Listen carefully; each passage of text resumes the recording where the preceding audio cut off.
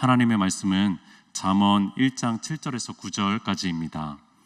잠언 1장 7절에서 9절까지 말씀 함께 보도록 하겠습니다.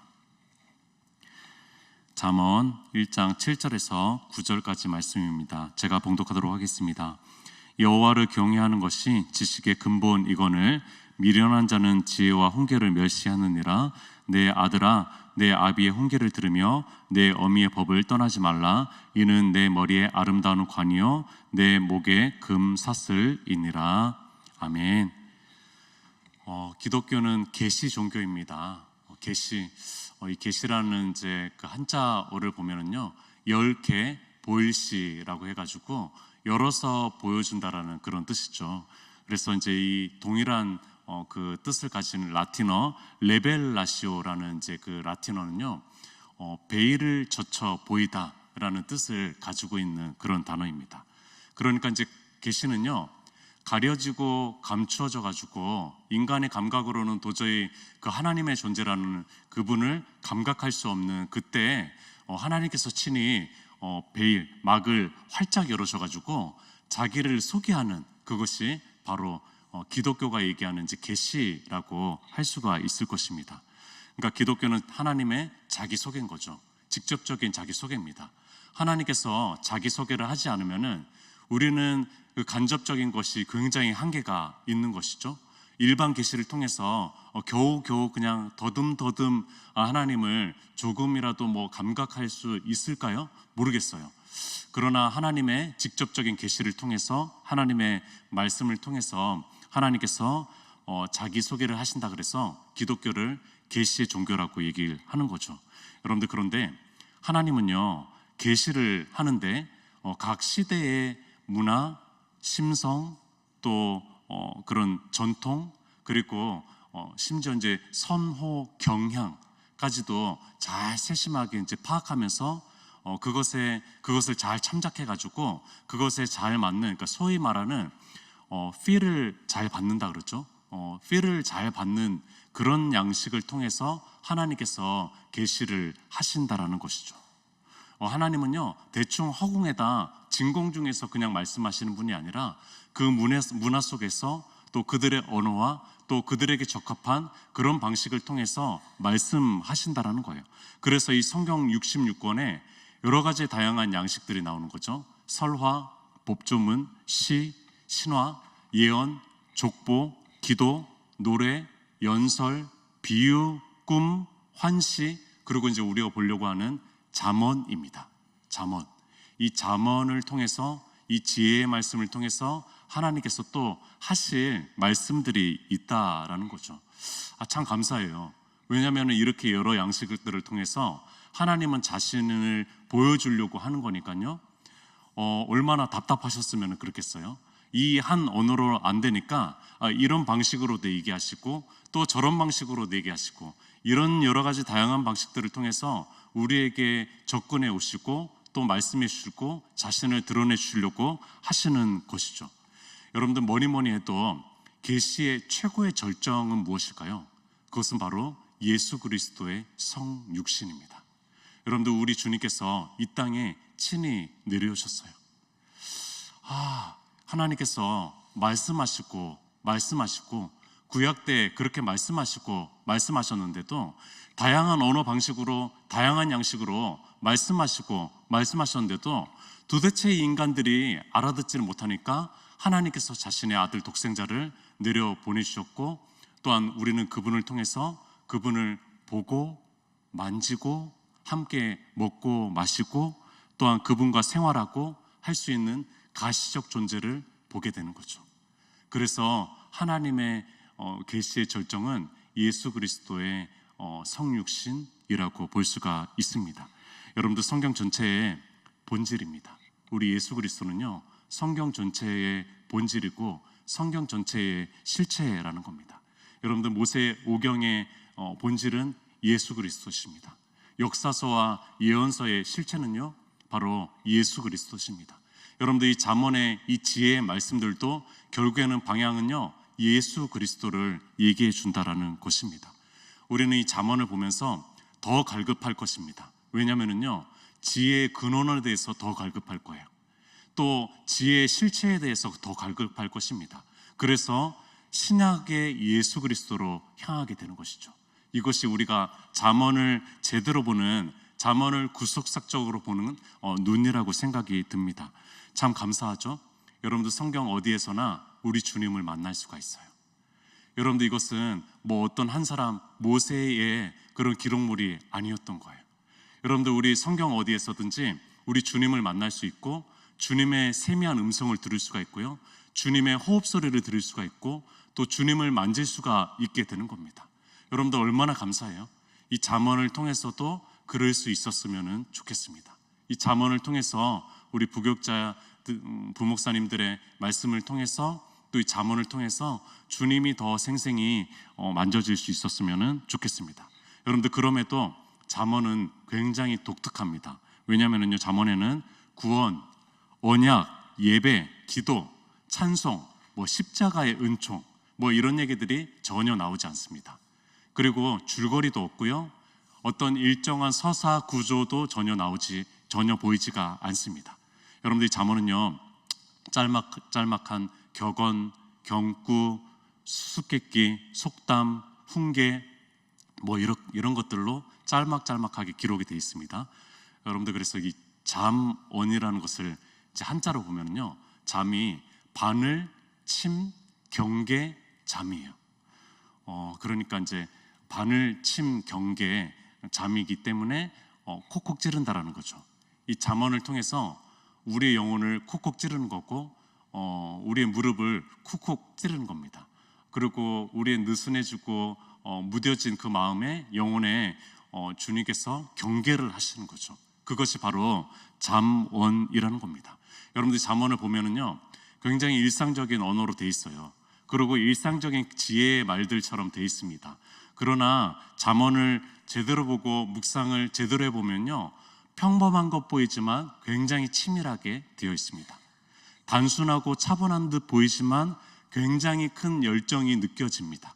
왜냐하면 그 당시에 있었던 그 지혜자들의 지혜, 그런 것들이 다 압축이 되어 있기 때문에 그럽니다.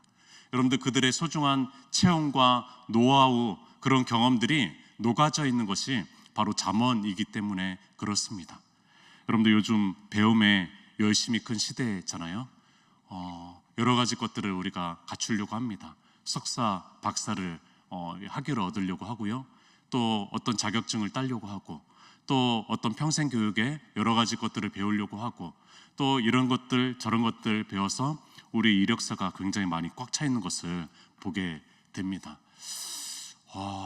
우리의 배우는 이제 목적이 뭘까 생각해 봤을 때, 조금 더 나이가 들었을 때 돈 잘 버는 그런 이제 목적이 아닐까 생각을 해봅니다. 조금 더 안정적인 직업군을 얻기 위한 것이 아닐까 생각을 해봅니다. 그러나 여러분들 우리가 정말로 내가 바르게 사는 것, 정말로 내가 잘 사는 것에 대해서 공부하고 열심인 그런 삶인지 한번 되돌아보면 좋을 것 같습니다.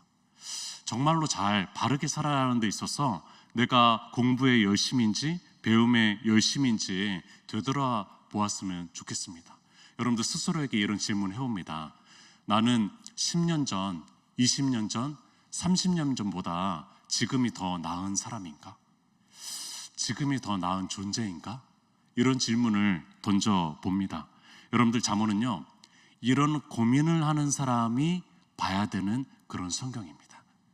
여러분들 잠언은요, 이런 사람들에게 참된 삶이 무엇인가, 또 참된 사람이 무엇인가 라는 것에 대해서 고민하는 사람들이 봐야 되는 것이 바로 잠언이라는 겁니다. 어릴 때 저희 아버지가 많이 했던 그런 얘기들이 있습니다. 저축해야 된다, 그리고 경거망동하면 안 된다, 그리고 물고기를 그냥 얻는 것보다도 중요한 것은 물고기 잡는 방법을 배워야 된다. 그리고 이제 여러 가지 이야기들을 해주셨고, 어릴 때뿐만이 아니라 제가 커서도 그렇게 많이 잔소리처럼 많이 해주셨어요. 근데 이제 되돌아보니까 그 교훈들이, 그 잔소리가요, 저의 인격과 저의 마음과 태도, 지금의 모습을 만들어냈더라고요. 아무리 생각해봐도요, 그것은 지금의 저가 있게 한 소중한 그런 교훈들이었던, 사랑의 메시지였던, 사랑의 격언들이었다는 것이 생각이 납니다. 여러분들, 바르게 살기 위해서는 초등학교 때 다 배운다, 뭐 이런 말 아시죠? 여러분들, 바르게 살기 위한 것들을 위한 것은 초등학교 때 다 배운다라고 그런 얘기를 듣습니다. 실제로 보니까요, 저희 이제 가족 구성원 중에서 가장 바른 얘기를 가장 많이 하는 사람은 유일한 초등학생 5학년짜리인 막내 둘째 딸입니다. 둘째 딸이 가장 바른 얘기를 가장 많이 해요. 부모보다도 첫째 딸보다도 가장 많이 한다라는 거예요. 여러분들, 우리가 그렇게 많이 초등학교 때 배운 것들이 많은데 그렇게 살아가고 있나요? 그렇게 살아가지 못하니까 부모님이 또 그렇게 잔소리하는 거겠죠. 그렇게 살아갈 수만 있었으면은 우리가 조금 더 나은 사람이 되지 않았을까 생각을 해봅니다. 여러분들, 우리에게 잠언이 놓여져 있습니다. 감사하죠. 여러분들, 감사합니다. 왜냐하면은 그 하나님의 잔소리를 우리가 이제 다시 한번 들을 준비, 그럴 그 기회를 하나님께서 허락하신 거예요. 여러분들, 그런데 이런 여러 가지 격언과 교훈들 가운데 잠언에는 분명한 중심이 하나 있습니다. 어떤 지혜의 말보다 더 중요한 잠언의 핵심, 지혜의 핵심이 있습니다. 그것이 바로 오늘 잠언 1장 7절 앞부분의 말씀입니다.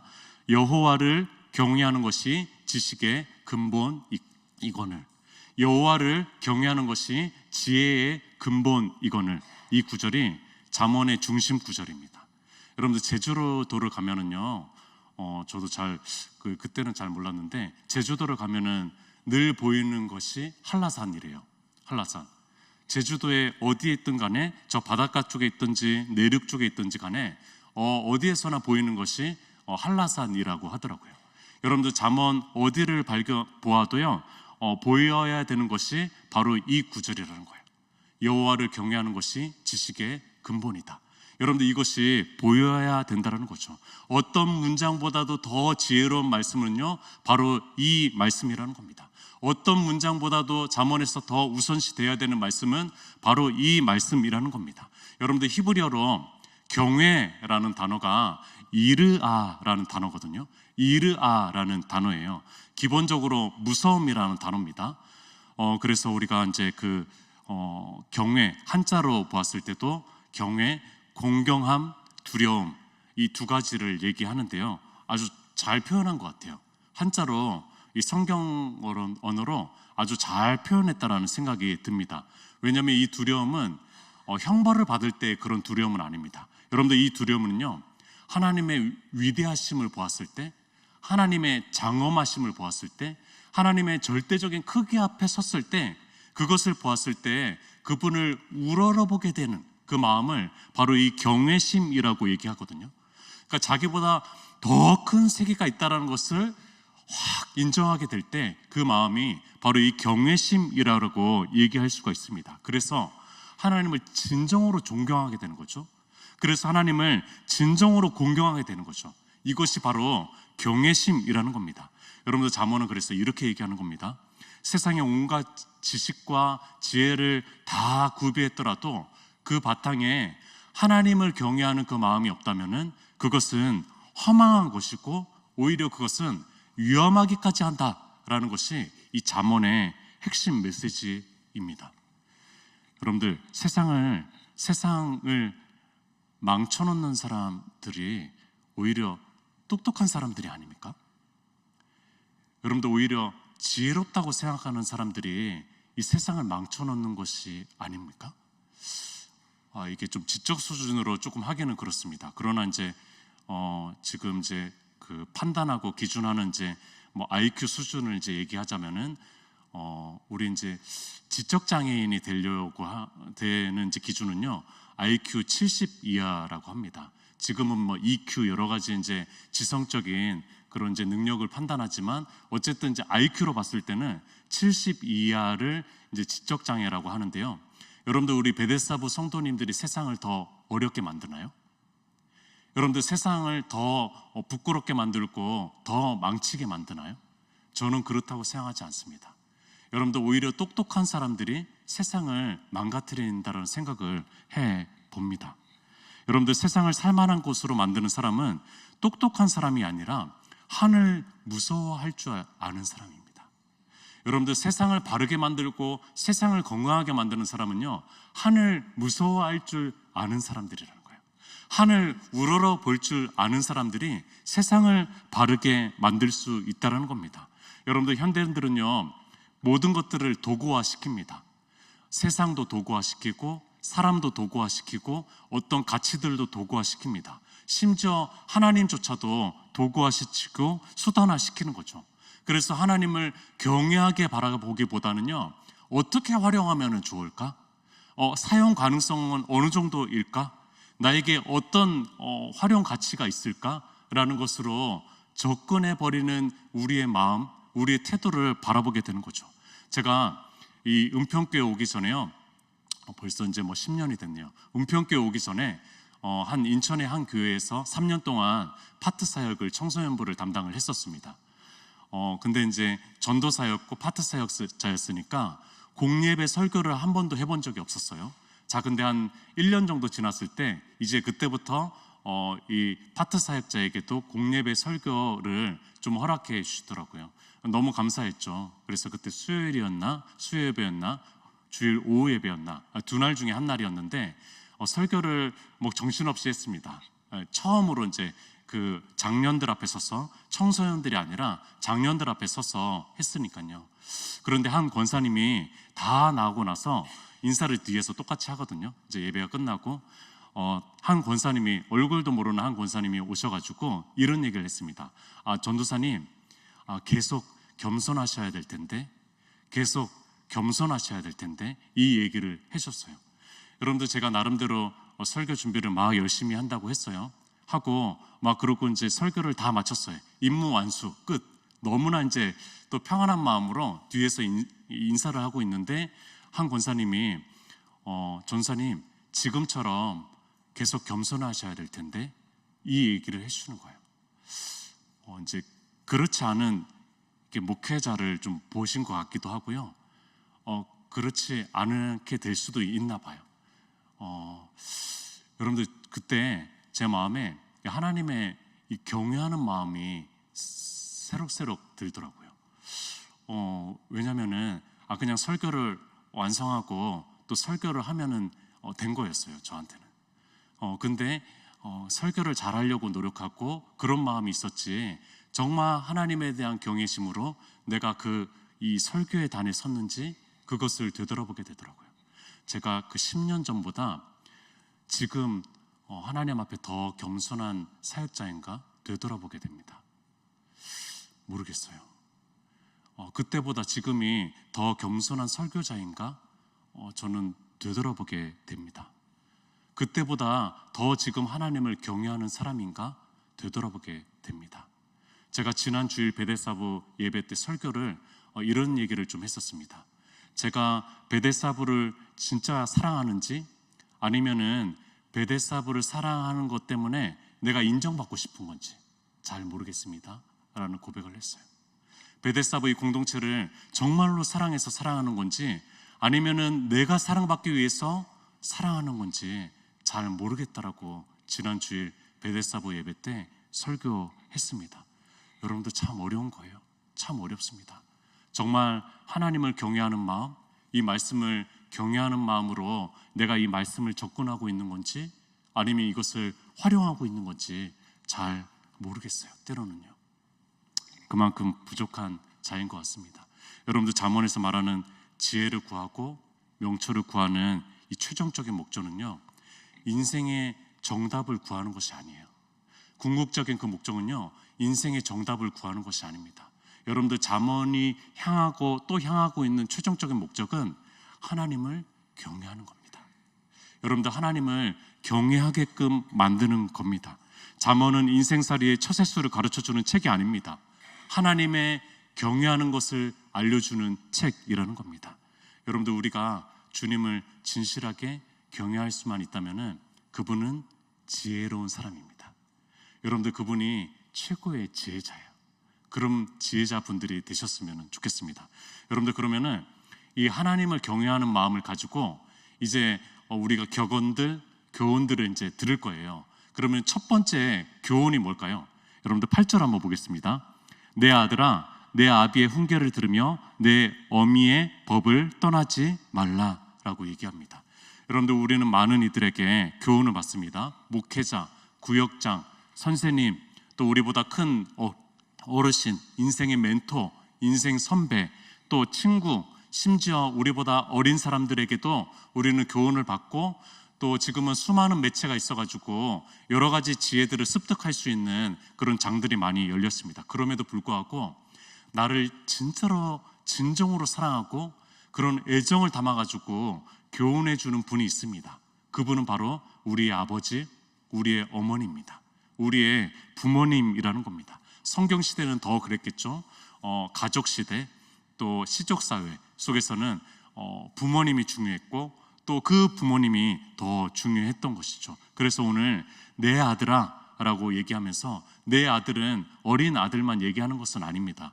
여러분들, 가치 있는 삶, 바른 삶에 대해서 배우고자 하는 그 모든 우리에게 얘기하는 겁니다. 내 아들아, 내 아비의 훈계를 들으며 내 어미의 법을 떠나지 말라.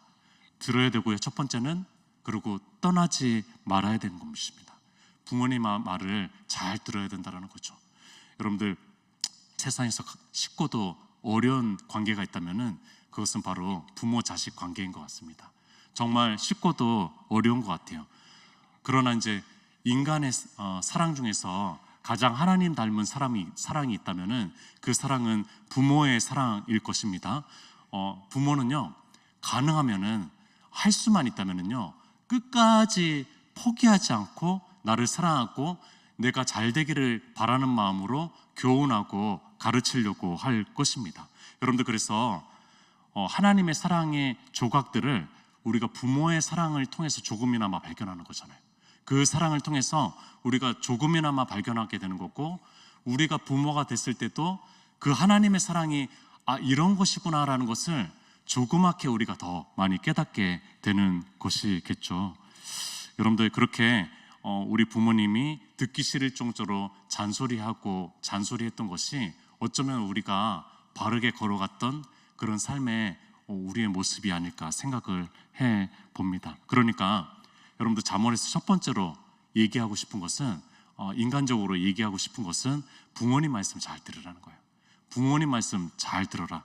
여러분들, 제법 나이가 들고 경험이 많이 쌓이고 그렇게 해도요, 방황할 때가 있습니다.